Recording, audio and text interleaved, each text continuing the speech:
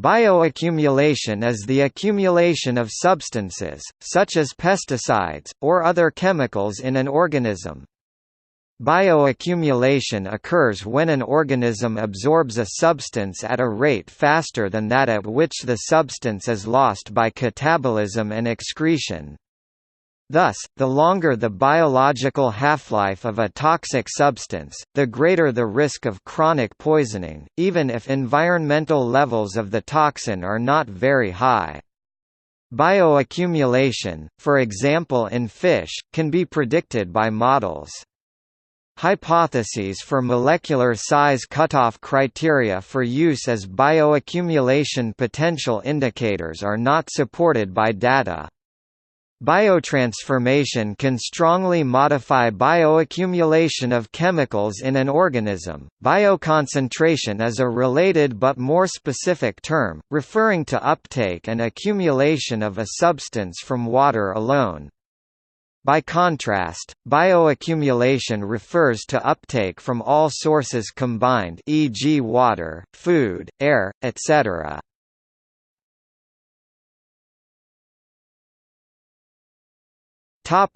Examples.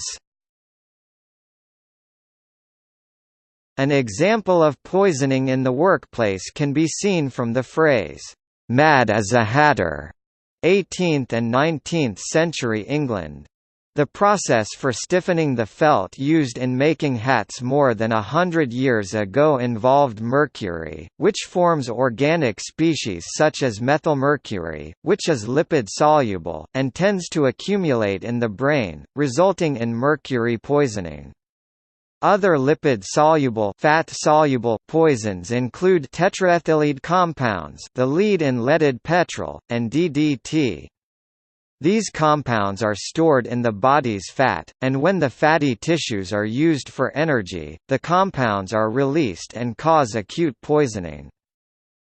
This can kill an organism. Strontium-90, part of the fallout from atomic bombs, is chemically similar enough to calcium that it is utilized in osteogenesis, where its radiation can cause damage for a long time. Naturally produced toxins can also bioaccumulate. The marine algal blooms known as red tides can result in local filter-feeding organisms such as mussels and oysters becoming toxic. Coral fish can be responsible for the poisoning known as ciguatera when they accumulate a toxin called ciguatoxin from reef algae.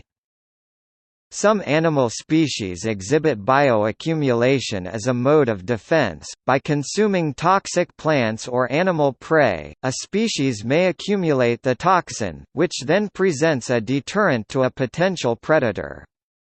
One example is the tobacco hornworm, which concentrates nicotine to a toxic level in its body as it consumes tobacco plants. Poisoning of small consumers can be passed along the food chain to affect the consumers later on.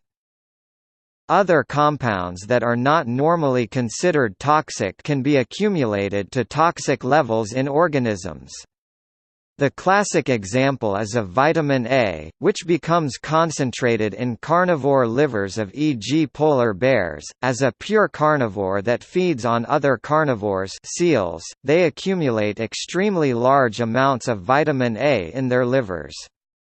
It was known by the native peoples of the Arctic that the livers of carnivores should not be eaten, but Arctic explorers have suffered hypervitaminosis A from eating the livers of bears, and there has been at least one example of similar poisoning of Antarctic explorers eating husky dog livers. One notable example of this is the expedition of Sir Douglas Mawson, where his exploration companion died from eating the liver of one of their dogs.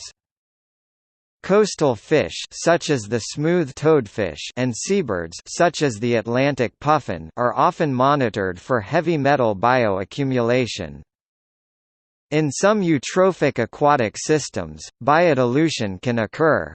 This trend is a decrease in a contaminant with an increase in trophic level and is due to higher concentrations of algae and bacteria to dilute the concentration of the pollutant.